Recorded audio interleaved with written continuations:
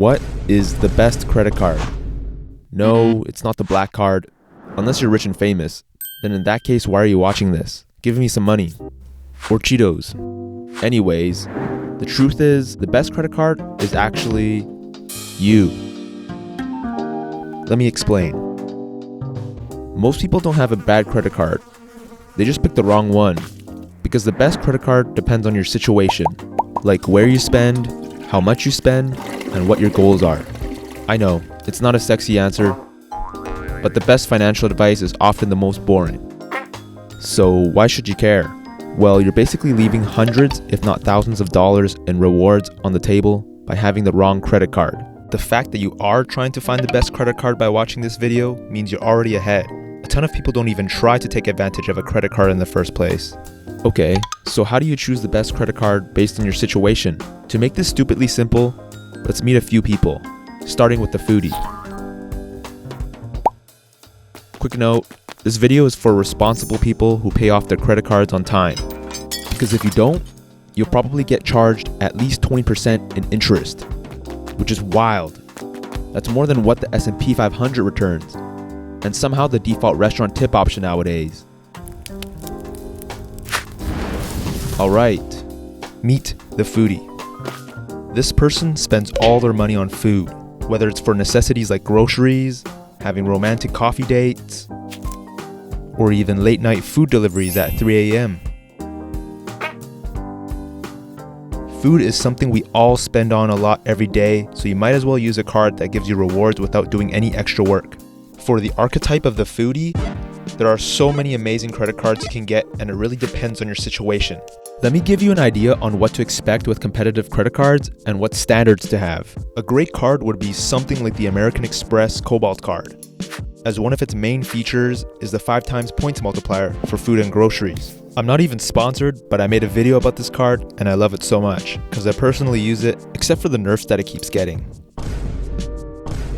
If you're watching American Express, please stop. It's still a great card despite that. Link in the description if you want to watch it. I'll love you if you do. It does have a fee though, so if you don't spend enough to make up for it, or if the store doesn't accept American Express, or you just hate fees, something like the Simply Visa, which is also another credit card I personally use, would be amazing because it gives 4% cashback for food, cashback for other things, and it's a Visa. So it won't be declined as much as an American Express card, but it's only for restaurants and not groceries. So this might be better as a backup card, or better yet, pair it up with another free grocery card like the BMO Cashback MasterCard so you get the best of both worlds. I love free stuff. By the way, these are Canadian credit cards. So if you're from the US, which is very likely, judging by my analytics, the American Express Gold card would be a great equivalent to the Cobalt. And again, if you prefer a credit card with no annual fee or a card that's not Amex, yes, I say Amex, it sounds way better than Amex, then the Capital One Saver is another great option with its 3% cashback on groceries. Obviously, these aren't the only cards. There are so many other amazing ones like the Amex Blue Cash Preferred if you don't spend that much to make the gold worth it, or even the Blue Cash Everyday, which is free and still gives you 3%. There's also some underrated cards that are definitely worth checking out, like the Citi Custom Cash and the AAA Visa card, because they both have no annual fee and give you 5% cash back. There's probably more that I'm missing, and while I can go on, this video would be too long and grueling. Like I said earlier, it really depends on your situation, like how much you spend, so comment down below your favorite card if you have one. And sorry to the rest of the people watching from all over the world, like the UK, Australia, and India. I don't know what cards you have, so you'll have to do your own homework, but the tips I'm about to give will still apply. And if this is still confusing for you, don't worry, stick around and I'll show an even simpler way to find the best credit card for you. Cool, let's meet another archetype. The Traveler, which is exactly what it sounds like, someone who travels a lot. Like a wise philosopher once said, a traveler who travels all the time has nothing to think about except free food at lounges. Anyways, the Cobalt card I mentioned earlier that I made a video about that you should totally check out is a good card for travelers because it's great at racking up points to redeem for travel. And although it has great perks and benefits, it's not enough for a real traveler because they're usually looking for things like better travel insurance, lounge access, and premium perks. That's where the Amex Platinum takes the spotlight. It's one of the more luxurious cards. Don't let the lower multipliers fool you though. It does everything I mentioned earlier exquisitely, as you can see. And I bet you've definitely heard of this card before. Don't lie to me. Or maybe you have one. If so, you're too rich for me and I can't relate to you, and it makes me very uncomfortable. But if you don't, that's understandable. You could be a traveler who's again not into those massive fees and can't stand having their Amex not accepted anywhere. Scotiabank Visa Infinite would be a great alternative. It's a practical card and you still get amazing benefits just without the crazy and scary price tag. And the cool thing is, you actually don't get charged foreign transaction fees. If you use the Amex Plat, you'd actually get hit with a fee, usually 2.5% when buying things internationally, so that's something you should definitely consider. Now again, those cards were Canadian. For you Americans, the Amex Gold would be like the Amex Cobalt. Solid for racking up points and using it for travel. Also, why does the US Amex Gold look way better than ours? Anyways, for a luxurious traveler, they would also go for the Amex Plat, which I am also jealous of y'all for. The American version looks way better than the Canadian version, even though they look the same and they have the same name. See?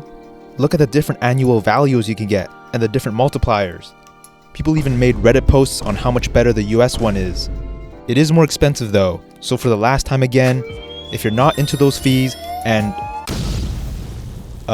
then the Venture X would be a cheaper but still premium feeling option. Wow, look at those benefits. Who knows though, maybe that's still too expensive for you. For the rest of us normal humans, the Chase Sapphire Preferred would be an even cheaper alternative. And if you like free stuff like me, then look into something like the Wells Fargo Autograph. Whichever option you choose, I'm jealous of you. Most of your American cards don't even have any foreign transaction fees, but we do. Why do you guys have all the nice things? Now for our third archetype, you can't forget the shopper. These people love to shop for everything, like clothes, electronics. But the problem is that there's not many cards that give high multipliers for just general shopping. So instead, I'll recommend cards with decent rewards for the everything else category. For example, any of the Rogers MasterCards you can get approved for, especially if you're a Rogers customer, because they all give you 3% cash back on everything with no annual fee, which is amazing. But only if you're a Rogers customer and you redeem the rewards towards Rogers stuff. Then there's the Wealthsimple Visa, where you get 2% cash back on everything. You either need 100 grand in assets with them, or more realistically, you can just have a qualifying direct deposit with them. It even has no foreign transaction fees. I personally use this card and I love it. Now for you Americans, I've done a little bit of research and something like the Wells Fargo Active Cash and the Citi Double Cash card are good because they both give 2% cash back on everything without costing anything. Pretty simple, not much explanation needed.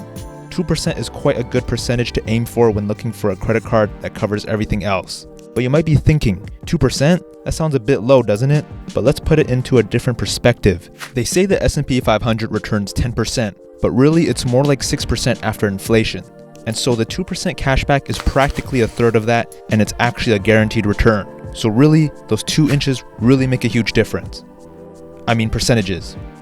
Okay, but what if you're weird and only shop at certain stores like Amazon? Well, this is where the niche cards step in. See, all the archetypes we covered earlier, like the Foodie, Traveler, and Shopper, have cousins too. The ones you don't see often, but are chill when you see them, and you're so glad that they're there. They are basically the cards that you don't really think about all the time, that are super situational, but valuable in the right situations. For example, if you only shop on Amazon, then maybe you should get the Amazon card. What if you shop at Walmart? Well, same thing applies. They have their own cards too. And if you shop somewhere else, you should definitely check out if they have their own credit cards. What if you have one specific category you want to get the most rewards for? Like gas, restaurants, entertainment, or even fitness. Something like the Tangerine card does exactly just that. I was gonna mention the Citi Custom Cash for you Americans, but it seems like they got rid of it, just as I'm animating it. How annoying and inconvenient. But luckily I've done some research and found that the US Bank Cash Plus is another great alternative. Now, the archetypes get even more niche. You got people paying rent with credit cards. Yeah, you heard me. You Americans can use credit cards like Built to get rewards for paying rent or mortgage. Pretty cool, right? Again, I can go on and explain every single niche because there's definitely way more I missed and probably some I don't even know about, but it'll take forever. You may also want to check if the cards have purchase protection and warranty if that's important to you. Okay, now let's say you have a credit card in mind that you want to marry and spend the rest of your life with. Well, you're making a mistake. You should be thinking of having multiple credit cards. No, I'm not saying have a polyamorous relationship. Not that I'm judging. Well, I guess the analogy still works. Anyways, my original analogy was that you need some more friends. And I mean quality, not quantity. Because in my opinion, I think there's also a line you don't want to cross, which is getting too many cards. But in my opinion, 2 to 3 solid cards would be a nice sweet spot, unless of course you get a churner's high from signing up for welcome bonuses all day. Just don't neglect the other parts of your life. But ideally, the 2 to 3 quality cards can help fill the gaps and holes that you have, making sure that you maximize the amount of rewards you get and minimize any weaknesses. Take the Amex Plat for example, which is for the Traveler archetype. If this was the only card that you had, how are you going to maximize the rewards from one of your biggest expenses like groceries if the multiplier on this card for groceries are so doo-doo? Sorry. Well then, you'd have to befriend someone whose main purpose in life is getting rewards for groceries, which is the Foodie archetype I mentioned earlier, who uses cards like the Amex Cobalt or Gold for you Americans. But if you buy random crap like me that don't even qualify for these huge traveling and grocery multipliers, you guessed it, befriend the Shopper archetype and add a backup card to your collection, or what the credit card community likes to call catch-all cards, that give a decent reward for miscellaneous items. Great, now you have multiple friends that all got your back. That's why they say network is your net worth. Okay, just kidding. I promise I'm not one of those course selling gurus. Anyways, how do you know for sure you got the right cards? And what if you don't like my recommendations? Don't worry, I'm not offended. Well, thankfully a ton of geniuses made websites that help you find credit cards based on your goals and spending habits. Basically, if you got nothing from my stupid drawings earlier, these websites do the math for you. There's so many different websites to choose from, so to make it easy, I'll quickly go through this website. As you can see, you can choose what goals you have, put down your credit score, your income, what kind of travel you do, what kind of reward you want, which airline you prefer, which category you spend in the most, and how much you spend, and it calculates the best card for you. Pretty cool, huh? Great. Now while you figure out your credit card loadout, there's still another mistake people make, which is copying setups. For example, I'm just an average Joe, well kinda, who buys groceries and dines out occasionally.